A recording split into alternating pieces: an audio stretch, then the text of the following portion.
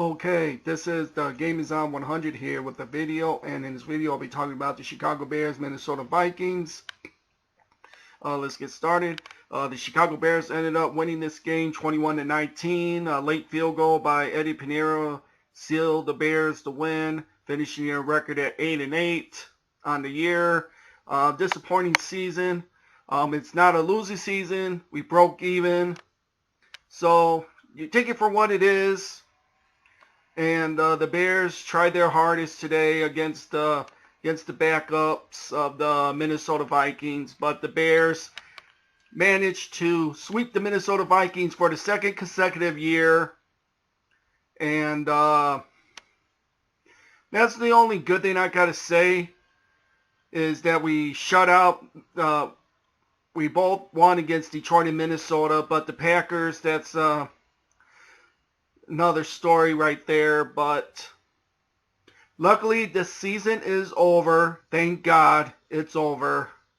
Looking back on this season, it was just missed opportunities. There was a lot of stuff going on, injuries.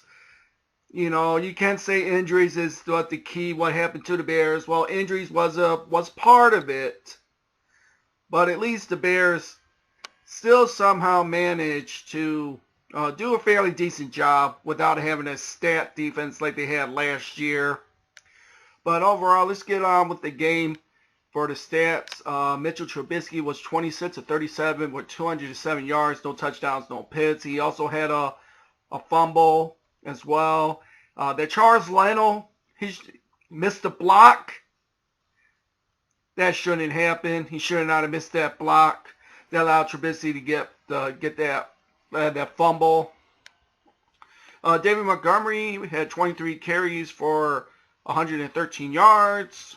Terry Cohen did pretty good. He caught the ball a lot out of the backfield today. Receiving wise, Allen Robinson had 9 catches for 71. Riley Ridley had 3 catches for 54. He also had a long of 32 on a 4th and 9, I believe it was. Then Trubisky rolled out and got the Riley Ridley. Nice throw to Riley Ridley. That's when Trubisky is at his best, when he's rolling out, throwing the ball downfield. That was nice to see him do that. On the other stats, Javon Wims had 3 catches for 23 as well. Defensively, we could have done a little bit better against the backups, but the Bears managed, the defense managed to give up 19 points. We did get 2 interceptions, so we were plus in the turnover ratio, which is good. Eddie Jackson also got a pick. That's his second of the season, so at least he had a couple of interceptions this year. For the Minnesota Vikings, that Manion had 12 of 21 for 126 with 2 interceptions. The running game, Boone, 17 carries for 148 yards with the 1 touchdown.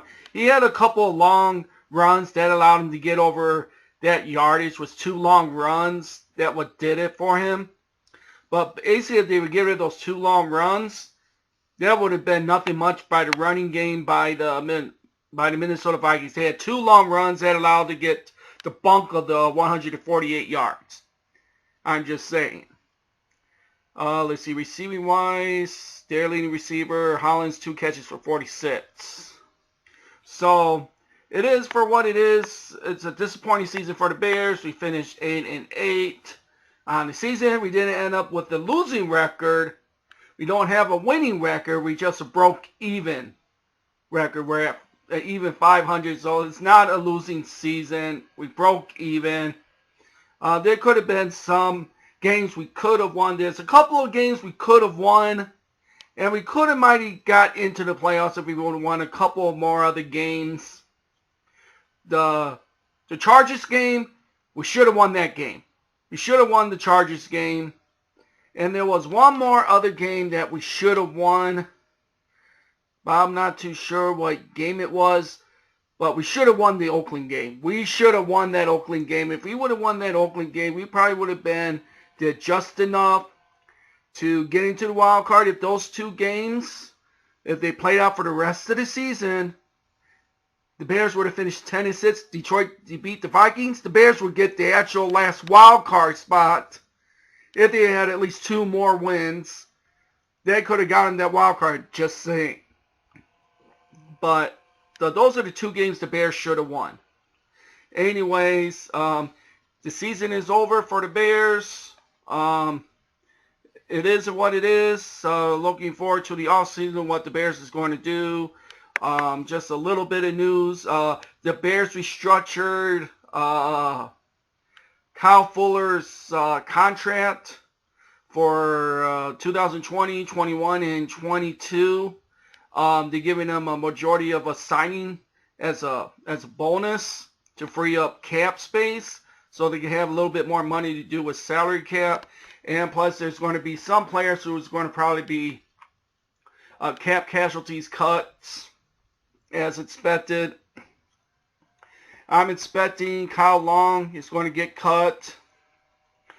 Prince Amukamara is going to probably get cut. Taylor Gabriel is going to probably get cut. And there's going to be one other player that's going to get cut to clear up cap space. So the Bears they do that. They're going to clear up some cap space so they can spend some money on free agency this year. But we'll see from there.